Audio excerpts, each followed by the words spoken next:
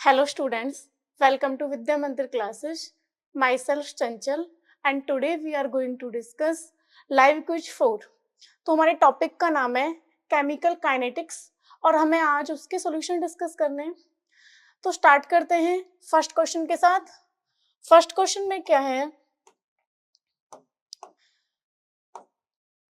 आपके पास एक रिएक्शन का सीक्वेंस दे रखा है. एक रिएक्शन का सीक्वेंस है ए से बी, बी से सी एंड सी टू डी. इस सीक्वेंस के लिए जो रेट कांस्टेंट है that is K1, K2 and K3. और इन रेट कांस्टेंट का ऑर्डर दे रखा है कि K3 is greater than K2 which is greater than K1. तो आपको बताना है कि अगर हम इस सीक्वेंस के लिए रेट डिटरमाइन करने की कोशिश करें तो कौन से स्टेप से होगा. तो देखो हमारे पास 3 रेट कांस्टेंट है, उनका ऑर्डर गिवन है. हमें पता है कि जिस रिएक्शन का रेट कांस्टेंट जितना ज्यादा होता है वो रिएक्शन उतनी स्पीड से कैरी आउट होती है. तो इस स्टेप के लिए जो K3 है वो सबसे ज्यादा है. दैट मीन्स ये वाला जो स्टेप है वो फास्ट है, ठीक है, in comparison to step 2 and step 1. और जो K1 है आपका वो सबसे कम है. इसका मतलब क्या है, जो A से B वाला स्टेप है वो सबसे स्लो है. K2, K3 और K1 के बीच में है. तो जो ये वाला स्टेप है ये मॉडरेट हो गया आपका, इन दोनों के बीच में आ जाएगा. जब भी हम रेट डिटरमाइन करते हैं किसी भी कॉम्प्लेक्स रिएक्शन का जो एक से ज्यादा स्टेप में होती है, तो हम क्या कहते हैं कि जो हमारा स्लोअर स्टेप होता है, जो सबसे स्लो स्टेप होता है, वो क्या करता है, रिएक्शन के रेट को डिटरमाइन करता है. जिस रिएक्शन का रेट कांस्टेंट सबसे कम होगा वो क्या होगा, स्लोअर स्टेप होगा. तो अगर मैं इस रिएक्शन के लिए लिखूं तो मेरा स्लोअर स्टेप कौन सा हो जाएगा, वो हो जाएगा स्टेप 1. और स्टेप 1 में क्या है आपका, ए से बी की फॉर्मेशन, ये आपका स्लोअर स्टेप है. और स्लोअर स्टेप ही क्या होता है, रेट डिटरमाइनिंग स्टेप, वही आपके रेट को डिटरमाइन करता है, डिटरमाइनिंग स्टेप. तो देखो, तो रेट डिटरमाइनिंग स्टेप इस रिएक्शन का क्या हो जाएगा, ए से बी वाला. This is your correct option. Option number A will be correct. तो ये था आपका question number 1. Moving to next question, that is question number 2. Question number 2 में क्या है, आपको एक केमिकल रिएक्शन दे रखी है ओजोन के फॉर्मेशन की. ऑक्सीजन क्या बना रही है, आपका ओजोन बना रही है. इस रिएक्शन के लिए जो rate of formation of O3 है वो कितना है आपका, 0.04 मोल लीटर इनवर्स सेकेंड इनवर्स.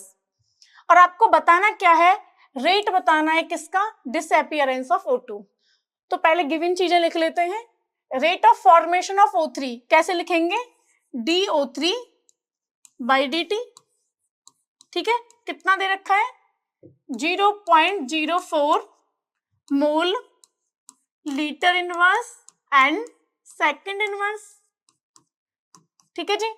पूछा क्या है, rate of disappearance of O2. Rate of disappearance of O2 का क्या मतलब है, O2 आपका गायब हो रहा है बाय dt, ये आपको पूछा है. नेगेटिव का क्या मतलब है, जो O2 है वो आपका रिएक्शन के दौरान कंज्यूम हो रहा है, डिसअपीयर हो रहा है. ये हमें गिवन है, ये हमें निकालना है. तो क्या करेंगे, सबसे पहले हम रेट को लिखते हैं. किसी भी रिएक्शन के लिए हम रेट को कैसे लिख सकते हैं, रिएक्टेंट की कंसंट्रेशन के टर्म में और एंड प्रोडक्ट की कंसंट्रेशन की टर्म में. रिएक्टेंट डिसअपीयर हो रहे हैं तो disappearance of O2 by dt. और O2 का जो स्टोइचोमेट्रिक कोएफिशिएंट है दैट इज 3, तो वो कहां जाएगा, नीचे आ जाएगा. ये किसके बराबर है, फॉर O3 क्या हो रहा है, आपका फॉर्म हो रहा है d of O3 by dt. और इसका कोएफिशिएंट क्या है, 2, तो 2 क्या हो जाएगा, नीचे आ जाएगा. ठीक है, अब आपको क्या है, ये चीज दे रखी है, आपको rate of formation of O3 दे रखा है, DO3 बाई dt आपको दे रखा है, और हमें ये निकालना है. तो एक साइड कर लेते हैं, minus of DO2 by dt is equal to 3 आपका ऊपर चले जाएगा, 3/2 DO2 बाई dt, यही होगा ना. ठीक है, ये आपको निकालना है. 3/2 इंटू में ये कितना गिवन है, ये आपको गिवन है 0.04, इसको सॉल्व करोगे तो कितना आ जाएगा 0.06, और यूनिट क्या हो जाएगी मोल लीटर इनवर्स सेकंड इनवर्स। तो ये आपका क्या आ गया, ये रेट आ गया disappearance of O2 minus of DO2 by dt, यही तो आपको पूछा था। तो बताओ कौन सा ऑप्शन करेक्ट हो गया आपका, option number D will be correct, rate of disappearance of O2 will be 0.06 mole litre inverse and second inverse. This is your question number 2। Moving to next one. Okay, third question में क्या है, reaction of the higher order are rare because, ये क्या कह रहा है कि जैसे आपने देखा होगा जीरो ऑर्डर रिएक्शन के आपने बहुत सारे एग्जांपल देखे होंगे, फर्स्ट ऑर्डर के देखे होंगे, सेकंड ऑर्डर के देखे होंगे, थर्ड ऑर्डर और उससे आगे के जो ऑर्डर की रिएक्शन होती है, लेट्स से 3 ऑर्डर आपका 3 हुआ, 4 हुआ, 5 हुआ, ये क्या होती है, ये बहुत कम होते हैं, रेयर होते हैं। इसका रीजन पूछा आपसे, तो देखो इसका रीजन क्या है, कोई भी रिएक्शन जो होती है आपने देखा होगा काइनेटिक्स में पढ़ा होगा, रिएक्शन कोलिजन का रिजल्ट होते हैं, रिएक्टेंट मॉलिक्यूल आपस में कोलाइड करेंगे और कोलाइड करने के बाद क्या बनेंगे, वो प्रोडक्ट बनेंगे। अगर आपको ऑर्डर 3 या 3 से ज्यादा चाहिए तो उसकी कंडीशन क्या है, 3 मॉलिक्यूल अगर आपस में एक साथ कोलाइड करेंगे, हम इस टाइप से देख सकते हैं, अगर हमें ऑर्डर 3 चाहिए तो हमारे 3 मॉलिक्यूल हैं, इनको साइमल्टेनियसली कोलाइड करना जरूरी है, तभी क्या होगा ऑर्डर 3 होगा। और ये जो प्रोबेबिलिटी होती है कि 3 या फिर 3 से ज्यादा मॉलिक्यूल की एक साथ कोलाइड करने की जो प्रोबेबिलिटी होती है, प्रोबेबिलिटी इस टाइप के कोलिजन्स की ऑफ साइमल्टेनियस कोलिजन ऑफ 3 या फिर 3 से ज्यादा और मोर देन 3 मॉलिक्यूल्स लो होती है। अब देखो ये जो प्रोबेबिलिटी है कि 2 मॉलिक्यूल आपस में कोलाइड कर जाएं, ये प्रोबेबिलिटी तो बहुत ज्यादा है। अब जैसे 3 मॉलिक्यूल को एक साथ कोलाइड करना होगा या फिर 4 ऑर्डर के लिए 4 मॉलिक्यूल को एक साथ कोलाइड करना होगा, तो ये जो प्रोबेबिलिटी है बहुत कम होती है, जिस वजह से क्या होता है, जो हायर ऑर्डर रिएक्शंस होती है ना, वो क्या होती है, वो हमें बहुत कम देखने को मिलती है।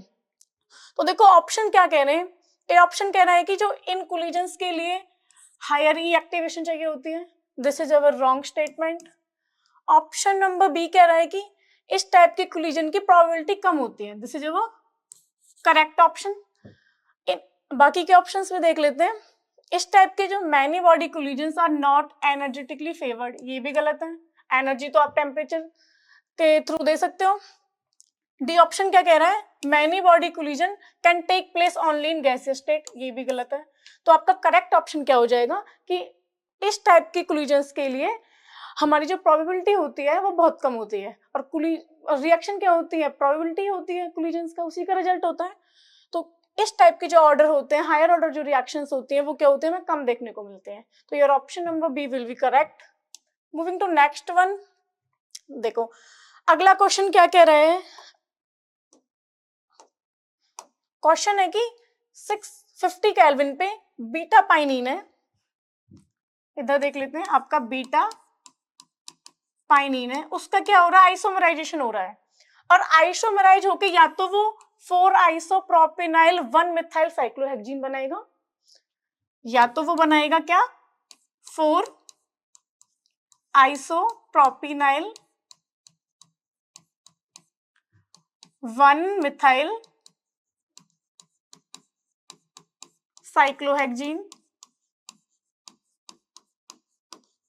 या फिर दूसरी प्रोबेबिलिटी क्या है, वो बनाए माइरिसिन। तो ये क्या है, जो आपको इन कंपाउंड्स पे ध्यान नहीं देना, आपको बस ध्यान क्या देना है, बीटा पाइनिन 2 तरीके से आइसोमराइज हो सकता है, एक तो इस प्रोडक्ट में, दूसरा इस प्रोडक्ट में। और अब देखो दोनों के आइसोमराइजेशन का अलग अलग आपको रेट कांस्टेंट दे रखा है कि जब ये बीटा पाइनिन 4 आइसोप्रोपेनाइल 1 मिथाइल साइक्लोहेक्सीन में आइसोमराइज होता है, उस टाइम पे जो आपका रेट कांस्टेंट है दैट इज 0.22 सेकंड इनवर्स, ये क्या है आपके K1 की वैल्यू, ठीक है।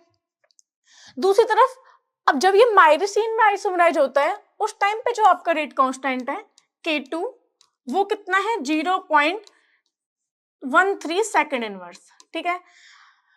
बीटा पाइनिन दो टाइप से आइसोमराइज हो सकता है, दोनों के रेट कांस्टेंट दे रखे हैं।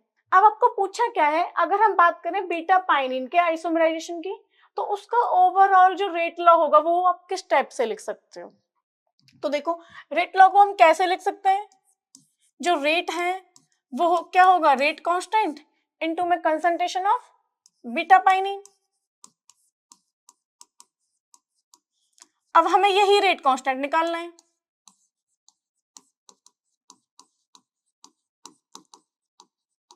तो क्या होगा, ये इधर भी डिक्रीज हो रहा है, इधर भी आइसोमराइज हो रहा है, इधर भी आइसोमराइज हो रहा है, यहाँ अलग स्पीड से हो रहा है, इधर अलग स्पीड से हो रहा है। तो अगर हमें इसका ओवरऑल रेट कांस्टेंट निकालना है तो हम दोनों रेट कांस्टेंट को क्या कर देंगे, ऐड कर देंगे। तो जो के होगा आपका overall for isomerization of beta pinene, that will be equal to rate constant for isomerization of 4 isopropenyl 1 methyl cyclohexane, जिसका रेट कांस्टेंट क्या है, K1 है, प्लस में rate constant for the isomerization into myrcene. तो देखो K1 की value क्या है, 0.22 second inverse and K2 will be 0.13 second inverse. इसको आप ऐड करोगे तो आपका क्या आ जाएगा, 0.35 सेकंड इनवर्स। ये आ गया overall rate constant for the isomerization of beta pinene. अब इस रेट कांस्टेंट को हम कहां पुट कर देंगे, रेट लॉ इक्वेशन में। हमारा रेट क्या आ जाएगा, रेट विल बी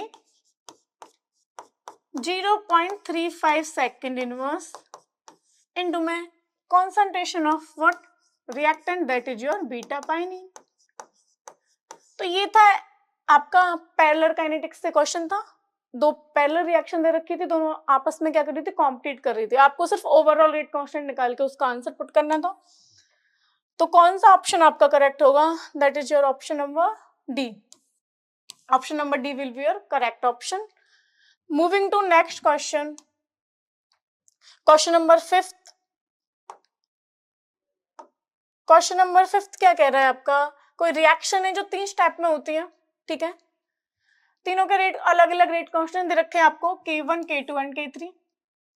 ओवरऑल जो रेट कांस्टेंट है that is your K is equal to K1 K3 divide by K2। अब इन 3 स्टेप के लिए जो एनर्जी है एक्टिवेशन की, that is E1, E2 and E3, और उसकी वैल्यू भी आपको दे रखी है। आपको क्या पूछा है, overall energy of activation. 3 rate constant है, K1 है आपका, K2 है, K3 है। इनके रिस्पेक्टिवली जो आपकी ई एक्टिवेशन है that is E1, E2 and E3, ठीक है। के ऑब्जर्व्ड है जो रिएक्शन का ओवरऑल जो के है वो क्या दे रखा है आपको, K1, K3 बाई K2, और आपको क्या बताना है इस रिएक्शन के लिए ओवरऑल एक्टिवेशन एनर्जी। तो देखो, सबसे पहले हम क्या करेंगे, हमें रेट कांस्टेंट के लिए एक इक्वेशन पड़ी होगी, रेट कांस्टेंट और टेम्परेचर की, that is your Arrhenius equation. Arrhenius equation क्या होती है आपकी, जो के है आपका that will be equal to A E raise to power E A by R T minus के E A by R T, ठीक है। K1, K2 और K3 के लिए हम अरेनियस इक्वेशन लिख सकते हैं, क्या होगी K1 के लिए, K1 is equal to A1 E raise to power minus K, इस टाइप की एक्टिवेशन एनर्जी क्या है K1 के corresponding E1 E1 by R T, okay. K2 क्या हो जाएगा आपका, A2 e raise to power minus K E2 by R T. Similarly हम K3 लिख सकते हैं, K3 will be equal to A3 e raise to power minus K E3 by R T, ठीक है जी, इतना लिख लिया। अब जो K है वो कितना गिवन है, K1 K3 बाई K2, तो K1 की वैल्यू, K3 की वैल्यू और K2 की वैल्यू इसमें पुट कर देंगे। देखो K को हम कैसे लिख सकते हैं, ओवरऑल K को A E raise to power minus के E A by R T is equal to K1 K3 by K2। अब आगे क्या करना है, हमें इसमें पुट करना है सारी वैल्यू। इधर देखते हैं, A E raise to power minus के E A by R T will be equal to K1 की वैल्यू क्या थी, A1 E raise to power minus के E1 बाई आर टी, ठीक है, इनटू में क्या था, K3 था ना, K3 क्या था आपका A3 e raise to power minus K E3 by R T, और डिवाइड में क्या था आपका K2, that will be A2 e raise to power minus K E2 by R T. ये क्या हमने वैल्यू पुट कर दी K1, K2 और K3 की इस इक्वेशन में, ठीक है। आगे सॉल्व करते हैं। ये ओवरऑल रेट कांस्टेंट की कॉरस्पॉन्डिंग इक्वेशन है। तो हम अब देखो ये क्या है, ओवरऑल एक्टिवेशन एनर्जी, यही हमें कैलकुलेट करनी है। तो कंपेयर करते हैं, A E raise to power minus के E बाई आर टी, ए वाली टर्म एक साथ लिख देते हैं, A1 A3 बाई A2, देखो ये ऊपर जाएगा तो क्या हो जाएगा, प्लस हो जाएगा, माइनस के E1 by R T into में minus K E3 by R T, और ये क्या हो जाएगा, प्लस हो जाएगा इंटू में E raise to power E2 by R T, ठीक है। अब इन बेस सेम है, सबको ऐड कर देते हैं, A1 A3 by A2 into में E raise to power, minus में बाहर ले लेती हूँ, E1 प्लस में E3 minus K E2 divide by R T, ठीक है। किसके इक्वल था, ए ई रेज टू पावर माइनस के E A by R T के, ठीक है जी। अब देखो इस इक्वेशन को आपस में कंपेयर करते हैं, कैसे कंपेयर करेंगे, ए वाली टर्म से कंपेयर करनी है, ई रेज टू पावर में जो टर्म है उसको उससे कंपेयर करो। तो कंपेयर करने के बाद क्या होगा, माइनस के E A by R T will be equal to minus के E1 प्लस में E3 minus K E2 by R T, ठीक है जी। माइनस से हो जाएगा माइनस कैंसिल, माइनस से क्या हो गया, माइनस कैंसिल, तो आपका और आर टी से क्या हो गया, आर टी कैंसिल आउट, तो ई ए किसके इक्वल आ गया, E A will be equal to E1 plus में E3 माइनस ऑफ E2, ये आ गया आपको ओवरऑल एक्टिवेशन एनर्जी, जो E है that will be equal to E1 plus में E3 minus of E2। E1 की वैल्यू गिवन है, E2 की वैल्यू गिवन है, E3 और E3 की वैल्यू गिवन है, तो पुट कर देते हैं, E1 है आपका 60, E2 की वैल्यू है 30 एंड E3 की वैल्यू है 10। पुट करते हैं अगली इक्वेशन में, इधर देख लेते हैं, यहाँ पे E1 कितना था आपका 60,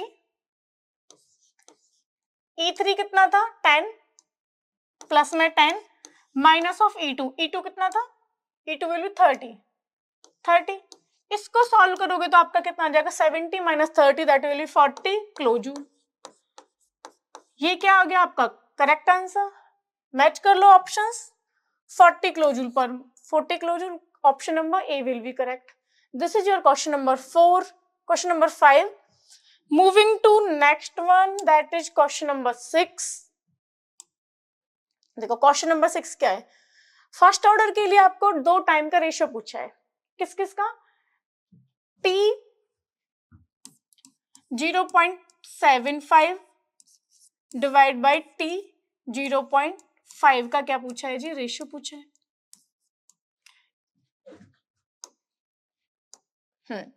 देखो T 0.75 का क्या मतलब है, T75, या फिर हम इसको और क्या कह सकते हैं, T 3/4,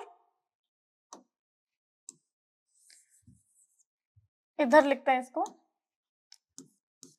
T 0.75 divide by T 0.5, 0.75 का क्या मतलब है, 75% रिएक्शन आपकी कंप्लीट हो चुकी है, 3/4 जो रिएक्शन है T 3/4 रिएक्शन कंप्लीट हो चुकी है, एंड T 0.5 का क्या मतलब है, 50% रिएक्शन कंप्लीट हो चुकी है, इसको हम लिख सकते हैं T हाफ। इसका हमें रेशियो पूछा है, तो कैसे करेंगे, सबसे पहले हम T 3/4 निकालेंगे, उसके बाद हम T हाफ निकालेंगे और दोनों को डिवाइड कर देंगे। फर्स्ट ऑर्डर के लिए जो इक्वेशन होती है वो होती है आपकी T is equal to 2.303 divide by rate constant into में log of initial concentration divide by concentration at time T। ठीक है, करते हैं जी। T3/4 को कैसे लिख सकते हैं आप? T3/4 का मतलब है 75% कंप्लीट हो चुकी है एंड 25% लेफ्ट है। तो अगर मैं इनिशियली 100 मानूं तो इनिशियली 100 है और टाइम टी पे जो कंसंट्रेशन है रिएक्टेंट की वो कितनी होगी 25। तो T75 will be equal to 2.303 divide by k log of initially let's say reactant की कंसंट्रेशन 100 थी, 75% कंप्लीट होने के बाद बची कितनी 100 माइनस में 75 दैट विल बी 25। ठीक है, इसी तरीके से टी हाफ लिख लेंगे।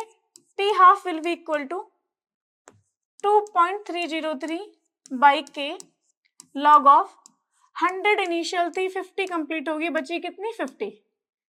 अब इन दोनों को डिवाइड कर देंगे, T3/4 को किससे डिवाइड कर देंगे टी हाफ से।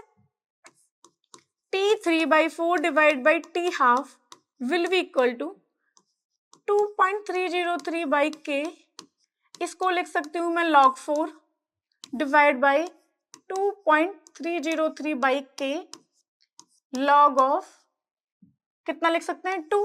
ठीक है जी, इसके बाद देखो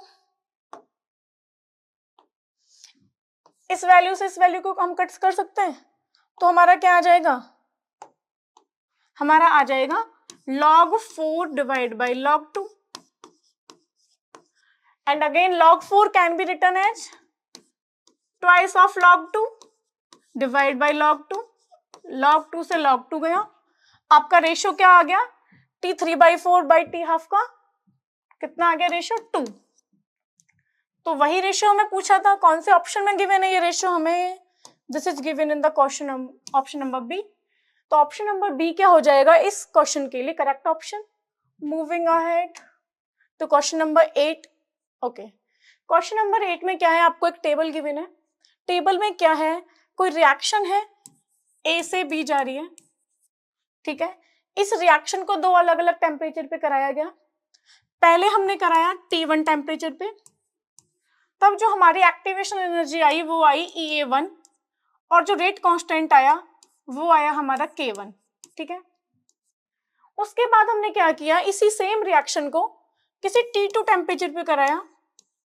ठीक है, उस टाइम पे जो हमारी ई एक्टिवेशन थी दैट इज EA2 और जो रेट कांस्टेंट निकल के आया दैट इज K2।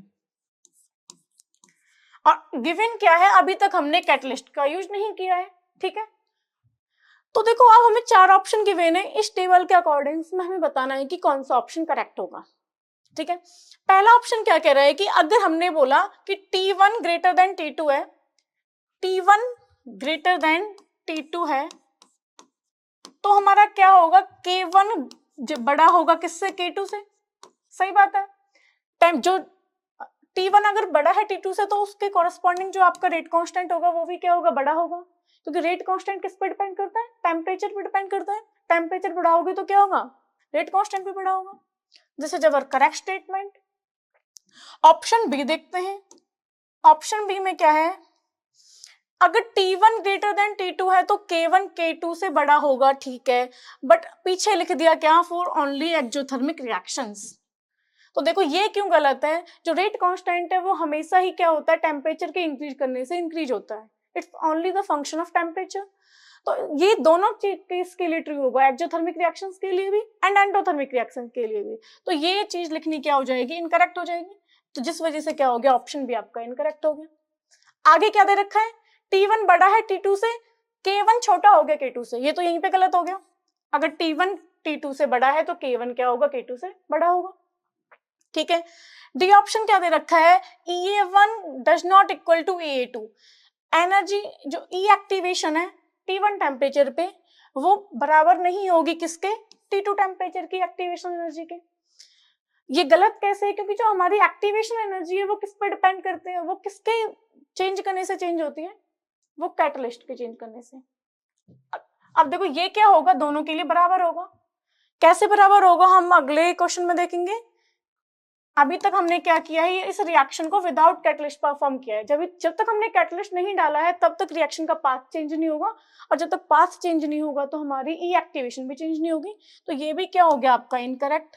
तो करेक्ट ऑप्शन क्या हो जाएगा, option number A for the question number 7। Okay, अगले क्वेश्चन में हम इसको देखते हैं, ई एक्टिवेशन क्यों चेंज नहीं हुई थी। Moving to question number 9, question number 8 sorry, question number 8 क्या कह रहा है, सेम सेट लिया है जो हमने पिछले क्वेश्चन में लिया था। अब सिर्फ हमको क्या पूछा है, ई एक्टिवेशन के ऑर्डर पूछे हैं। तो देखो ई एक्टिवेशन को समझने से पहले हम ये देखते हैं,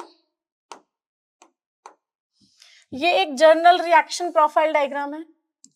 वाई एक्सिस पे हमने एनर्जी पुट की है एंड एक्स एक्सिस पे रिएक्शन की प्रोग्रेस देख रहे हैं हम।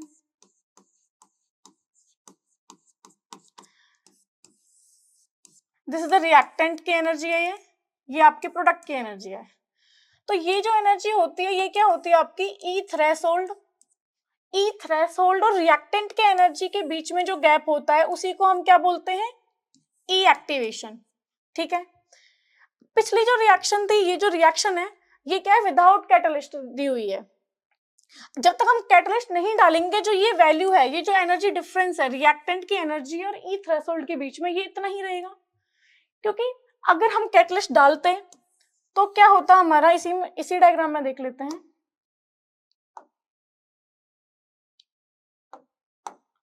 अगर मैंने कैटलिस्ट डाला होता तो क्या होता, रिएक्शन एक ऑल्टरनेट पाथ से जाती, जिसकी जो एनर्जी बैरियर होगा वो कम होगा एज कंपेयर टू इनिशियल। तो जो रिएक्शन है लेट से इस नई पाथ से गई, इस पाथ के कॉरेस्पॉन्डिंग जो ई थ्रेशोल्ड है वो ये है, और अभी जो गैप है आपका रिएक्टेंट की एनर्जी और थ्रेशोल्ड के बीच में, that is E A dash. जब आपने कैटलिस्ट डाला तो जो नई एक्टिवेशन एनर्जी आई ई ए डैश, वो कम होगी ओरिजिनल एक्टिवेशन एनर्जी से। यही तो कैटलिस्ट का रोल होता है, वो एक्टिवेशन एनर्जी को कम कर देता है। तो जो ये सेट है इसमें आपको लिख के दिया है कि जो रिएक्शन है ये विदाउट कैटलिस्ट परफॉर्म की गई है। जब तक आपने कैटलिस्ट नहीं डाला है तब तक आपकी जो ओरिजिनल एक्टिवेशन एनर्जी है वो चेंज नहीं होगी। तो जो EA1 है, EA1 कौन सी एनर्जी थी, जो कॉरेस्पॉन्ड कर रही थी टेम्परेचर T1 को, और EA2 है वो कॉरेस्पॉन्ड कर रही थी T2 को। तो जो EA1 है that will be equal to EA2। Temperature के चेंज करने से आपकी एनर्जी ऑफ एक्टिवेशन चेंज नहीं होगी, क्योंकि टेम्परेचर के चेंज करने से आपकी रिएक्शन का पाथ चेंज नहीं हो रहा है। और जब तक पाथ चेंज नहीं होगा तब तक क्या होगा, ये जो डिफरेंस है ई थ्रेशोल्ड और ई रिएक्टेंट के बीच में वो क्या रहेगा, सेम रहेगा। तो EA1 will be equal to EA2। तो करेक्ट ऑप्शन तो हो गया आपका ऑप्शन सी। ये इनकरेक्ट हो जाएगा, टेम्परेचर के चेंज करने से एक्टिवेशन चेंज नहीं होगी। ये भी इनकरेक्ट हो गया, टेम्परेचर के चेंज करने से एक्टिवेशन चेंज नहीं होगी, और ये भी इनकरेक्ट हो गया। तो करेक्ट ऑप्शन आपका ऑप्शन नंबर सी हो गया। आगे बढ़ते हैं, आगे देखते हैं नेक्स्ट क्वेश्चन कौन सा होगा, क्वेश्चन नंबर 9। देखो क्वेश्चन नंबर 9 में क्या है, दो डेटा दे रखे हैं आपको। पहला वाला डेटा सेम है जो पिछले दो क्वेश्चंस में यूज किया था, ये वाला डेटा कुछ नया है। सबको पहले समराइज कर लेते हैं क्या क्या दे रखा है। वही रिएक्शन है आपकी, रिएक्शन ए से बी ही जा रही है, दो तरीके से जा रही है। एक बार तो जा रही है आपकी विदाउट कैटलिस्ट, बिना कैटलिस्ट का यूज किए। दूसरी बार में क्या हुआ, आपने कैटलिस्ट डाल दिया विद कैटलिस्ट।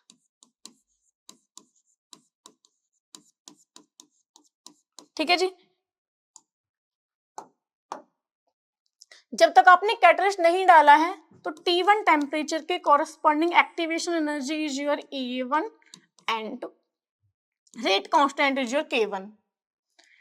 T2 टेम्परेचर पे एक्टिवेशन EA2 है and rate constant is your K2। इसी तरीके से कुछ डेटा आपको विद कैटलिस्ट के साथ दे रखा है। टेम्परेचर जब T1 है तब आपकी एक्टिवेशन एनर्जी है EA3 और रेट कांस्टेंट है K3।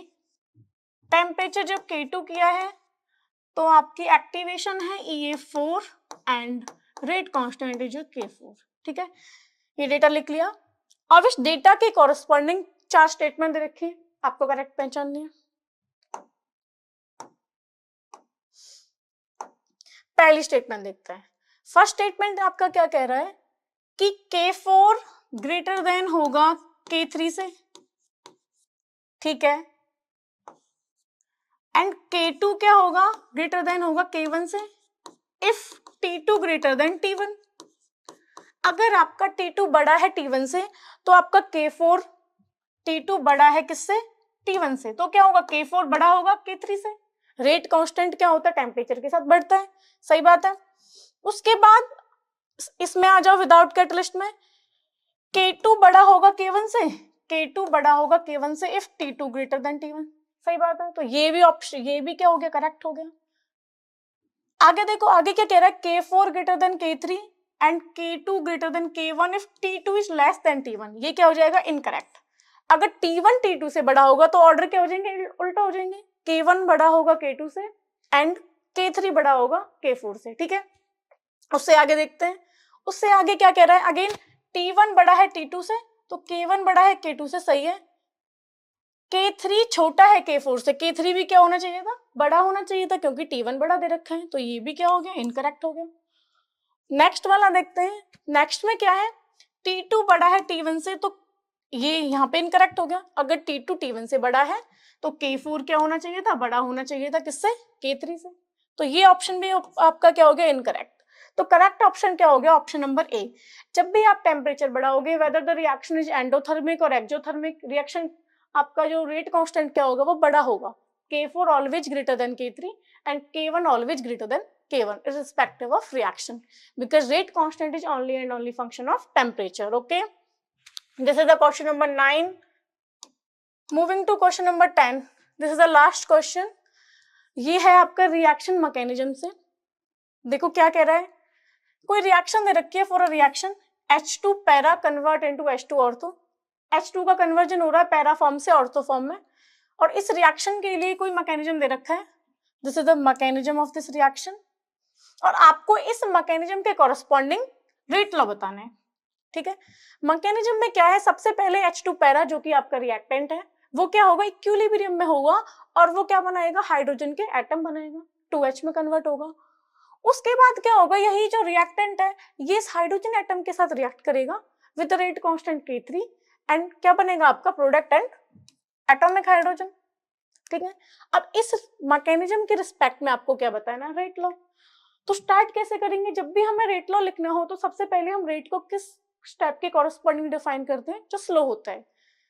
ये वाला स्टेप है, आपको स्लो दे रखा है, तो स्लो स्टेप के कॉरस्पॉन्डिंग ही आपका क्या होगा, रेट लॉ डिफाइन होगा। तो रेट को कैसे लिख सकते हो आप, rate constant of slower step क्या है जी, K3 है, एंड रिएक्टेंट की कंसंट्रेशन H2 पैरा है, और क्या दे रखा है, इनटू में हाइड्रोजन। देखो अगर हम बात करें, दूसरी कंडीशन क्या होती है रेट लिखते टाइम, कि हम रेट को स्लोअर स्टेप से दिखाते हैं, पहली चीज तो ये हो गई।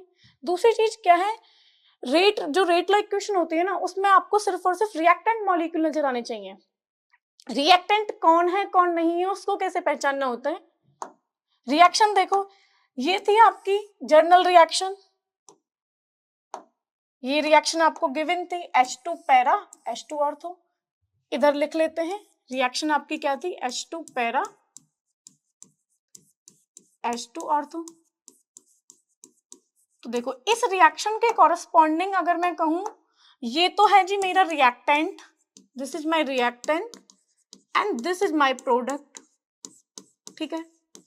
और हमें रेट को किस में लिखना होता है, इन टर्म ऑफ रिएक्टेंट, ठीक है। अब जो ये हाइड्रोजन है, ना तो रिएक्टेंट है ना ही ये प्रोडक्ट है, तो ये क्या है, ये इंटरमीडिएट है, ये रिएक्शन के बीच में बना, पहले स्टेप में ये बना इक्विलिब्रियम स्टेप में, और दूसरे स्टेप में डिसोसिएट हो रहा है, ये फिर से यूज हो जाएगा। तो रिएक्टिव इंटरमीडिएट क्या होते हैं, ये ऐसे मॉलिक्यूल या फिर ऐसे स्पीसीज होते हैं जो रिएक्शन के दौरान बनते हैं और उसी की इन ड्यूरेशन में वो कंज्यूम हो जाते हैं, तो उनकी कंसंट्रेशन को हम रेट लॉ एक्सप्रेशन में नहीं दिखाते हैं। तो अब हमें क्या करना होगा, इस जो इंटरमीडिएट है ये, इसको यहां से हटाना होगा। तो इसके लिए क्या तरीका है, हम लगाते हैं अप्रोक्सीमेशंस मेथड, और उन अप्रोक्सीमेशन से हम क्या करते हैं, इसकी कंसंट्रेशन को रिएक्टेंट मॉलिक्यूल की कंसंट्रेशन की टर्म में चेंज कर देते हैं। तो देखो यहाँ पे कौन सी अप्रोक्सीमेशन लगेगी, आपको इक्विलिब्रियम गिवन है, इक्विलिब्रियम क्या है आपको गिवन है, H2 जो आपका पैरा है, वो इक्विलिब्रियम में आपको क्या दे रहा है, हाइड्रोजन गैसियस हाइड्रोजन एटम, ये इक्विलिब्रियम आपको गिवन है।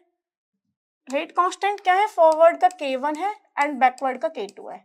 तो हम कौन सी अप्रोक्सीमेशन लगाएंगे, इक्विलिब्रियम अप्रोक्सीमेशन। किसी भी इक्विलिब्रियम के लिए जो के इक्विलिब्रियम होता है वो क्या होता है, वो रेशियो होता है forward rate constant divide by backward rate constant, ठीक है। और के इक्विलिब्रियम को आप कैसे लिखते हो, आपने केमिकल इक्विलिब्रियम में पढ़ा होगा, it can be written as concentration of product molecule raised to power of their stoichiometric coefficient divide by concentration of what reactant molecule।